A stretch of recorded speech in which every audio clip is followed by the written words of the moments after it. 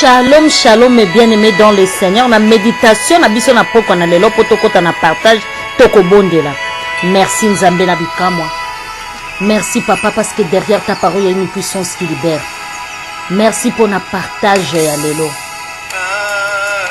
Père, zala honoré. Pour na liloba oza kobima oza li Yesu Masia. Seigneur Jésus ozali derrière le loba na poko kisa nengo kokisa ki ne kulusu. Que bébisi nyonso abokeseni au nom puissant de Jésus-Christ. Saint-Esprit joie contrôle na partage na biso. Pe sunga biso pe délivrer biso. Na moto na monimo au to glorifier bongo Yesu Masia.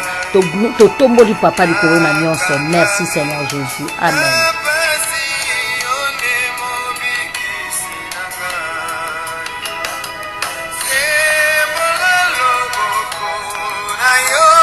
Shalom, shalom, et bien, na méditation, na biso na poko na lelo, toyoki sembola luboko na yo, na bapasi na biso na makam, na biso na mikakatano na biso, to kosenga kabo bele na nzambe nde ayeba kosembola luboko na ye, yo sengaka na nani tango zalaka, na mituna pe mikakatano. To pamboli mingi frère na biso de ningonde na nzembo oyo abiko banda na biso na partage na biso na poko na lelo ndeko na ngai na beta kasete na lubaka. Soki olingi ozala nzela moko na biso il faut kota na ba cassette okoti na chaîne na ngai oyo okobeta na Google to na chaîne ya YouTube okobeta Easy Label en un mot espace baraka okokota na chaîne okotala ba cassette précédente na lombangu pour internet et pesa biso tamulaite tozo continuer. Partage la biso na Apocalypse 12, tokomaki na verset 11. Nous lisons au nom puissant de Jésus-Christ. Ils l'ont vaincu à cause du sang de l'agneau et à cause de la parole de leur témoignage et ils n'ont pas aimé leur vie jusqu'à craindre la mort. Na verset 11. Na Apocalypse 12, na verset 11, balobi. Balonga maki.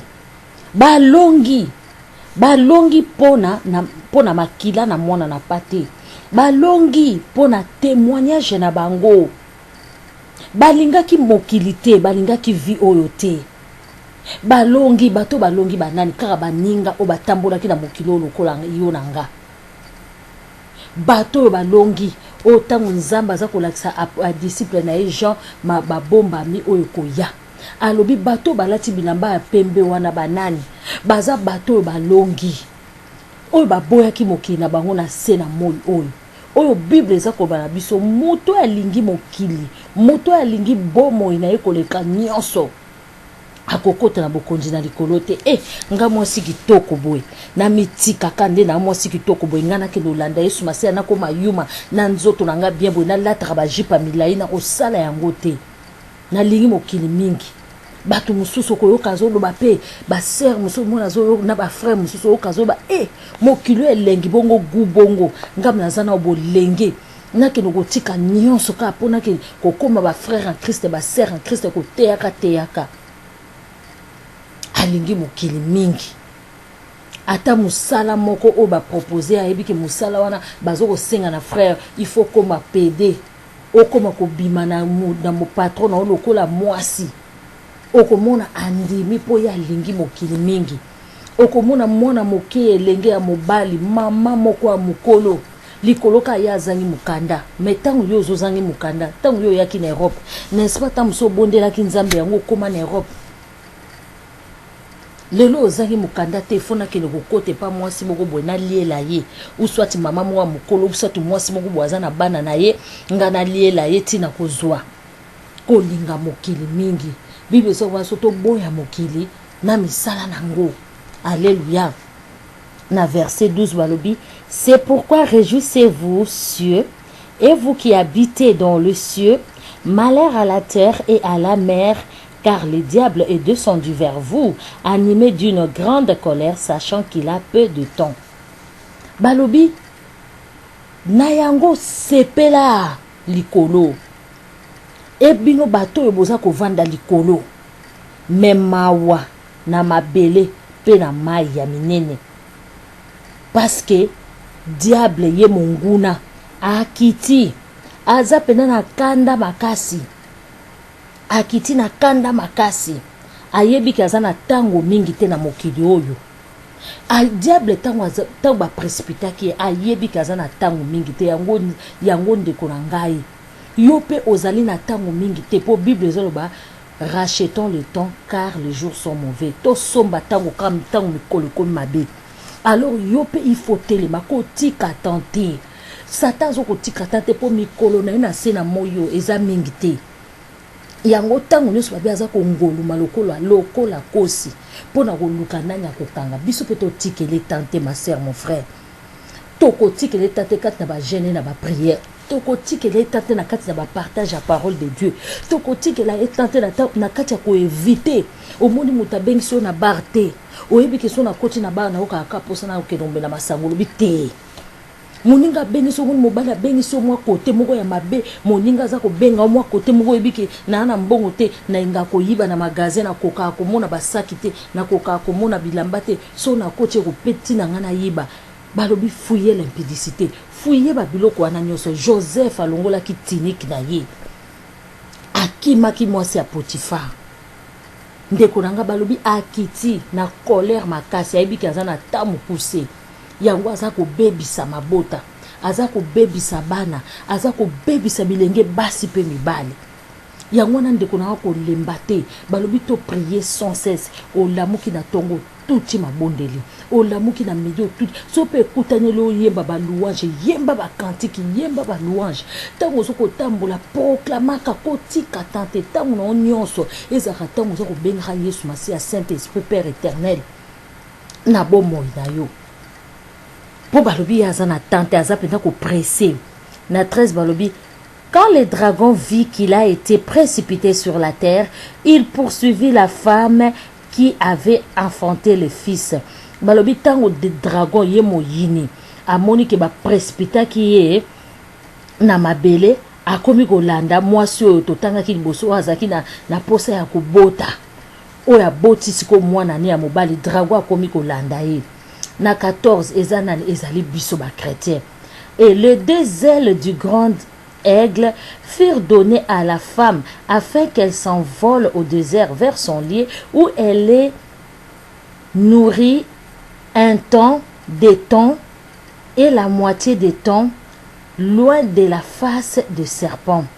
Balobi mwasi yango nzambe apesaki ye bazele eza lokola yo ndeko nanga balobi la femme sage bâtit sa maison nzambe apesi yo bazele wana ezali prière bazele wana opumbwe o matalikolo mata na ngomba ya losambo po o protéger mwana no tomoni awa mwasi wa botaki mwana ya mobali na ba verset musu totangaki so totali ba cassette précédente tomona mwasi wana azalaki na zemi dragon wana bandai kolanda ye balobi ange Michael a précipitaki ye na se babi mwasi yango aboti mais dragon aza kolanda ye babi nzamba apesi ye bazele Bible ça comme les ailes portent l'évangile ndeko na ngai maman surtout maman la femme sage bâtit sa maison là ta basé l'évangile là ta zèle ya prière pour protéger papa to ko protéger maman mais bana na yo to ndeko ya mwasi pour ko protéger libota na yo parce que Bible lobi soki yo ndimeli okozala sauver toi et ta famille alléluia. Les ailes qui portent l'évangile. La taille en gold de konanga modingami. Balubi moi soit nazwa ki zèle, azwa ki bazel, nzaba pesa ki e bazel pona apumbwe akima dragon. Apesa ki bazel lokola aigle, ndekolanga so totali caractéristique ya mosan ya mo Christ papa. Bazo benga so ba mpongo ba aigle. Aigle pumbwa kamusika so totali ba cassette précédente to baki caractéristique ya mo Christ. Aigle pumbwa kalikolo. Pe missionner mona kamusika. Bible zolo ba l'homme sage voit du mal de loin et il se retire. Et puis père aigle azakana makasi na manzaka na ye. Tango azako kita aikrazaka moini satana. Tango yo mama nango ozwi okomi aigle libota na yo. Tango yo papa nango okomi aigle libota na yo. To yo pasteur okomi aigle. Ya prière oyo za kokamba. Okomata likolo.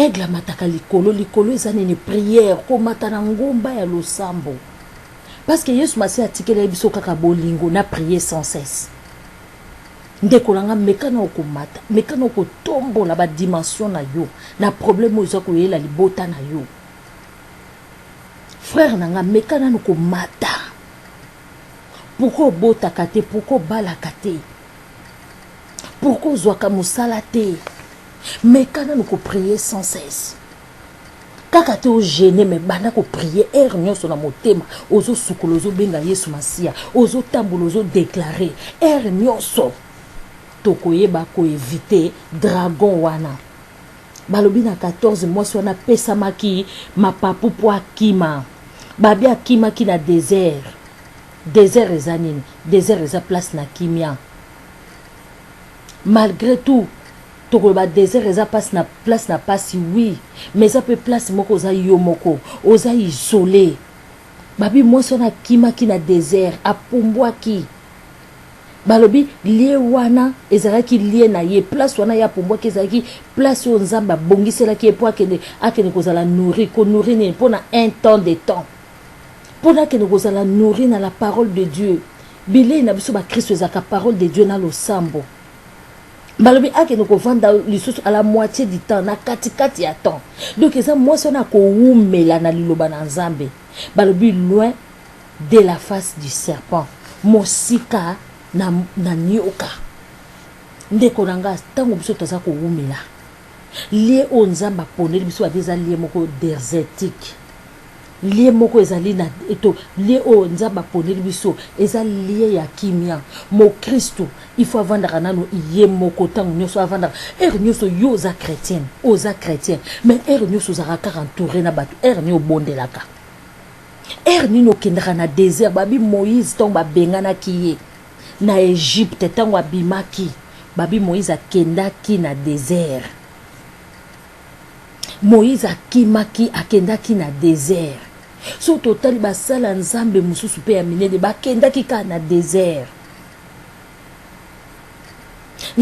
kuna nde bakende komona bikamwa balobi nzambe ye moko apesaki mwasi wana mapapu apumbwe po akende na désert na terrain neutre moko mwana nzambe place na yo ebongami ovanda nanu place moko ya kimia po moko pe soki souffrance ye na vie na yo désert moko ye na vie na yo eye po osagite te ozala calme babi place kuna na désert nde place nzambe okende koleisa yo pour un temps des temps et des demi-temps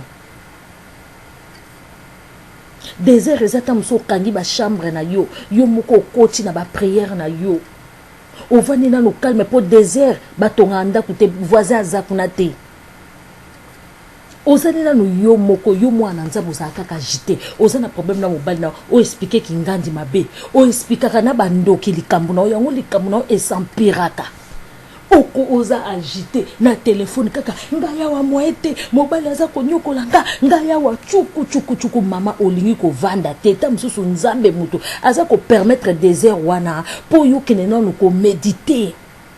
Alléluia. Na 15 alobi et sa gueule les serpents lassant de l'eau comme un fleuve derrière la femme afin de l'entraîner par le fleuve.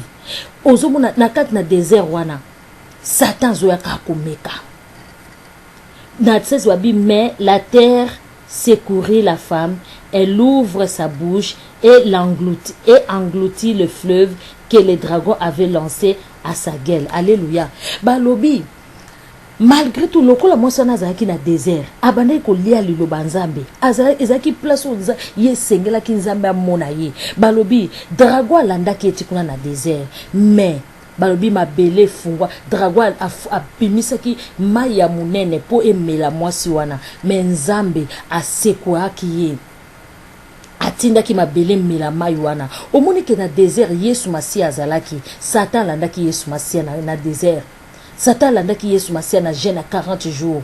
Mais Nzambe, Yesu Masia kende ko lia liloba Nzambe atondisa maki na nguya. Nzambe abandaki kaka ko délivrer ye. Ekimelo na ye ezalaka wapi? Yesu akimaki na désert pendant 40 jours. Na kati na désert wana bandaki ko prier, abandaki ko lelela Nzambe. Yesu ko likambo na yo kimelaka wapi pa banganga.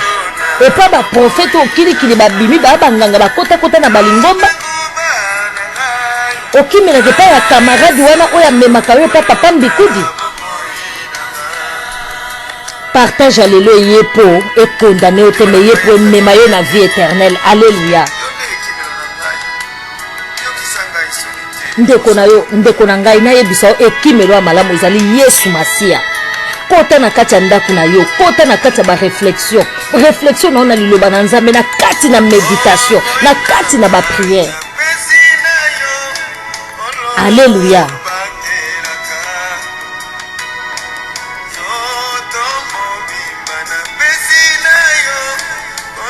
Mwasi wana mipesaki na Nzambe. Mama pesa libotano na Nzambe. Papa pesa libotano na Nzambe. Pasteur pesa église na yo na Nzambe.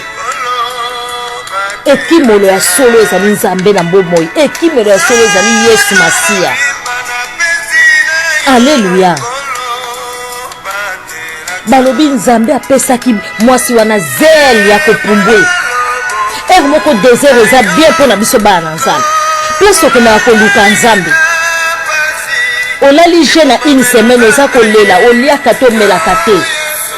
Ozomona ngo souffrance eza désert na yo.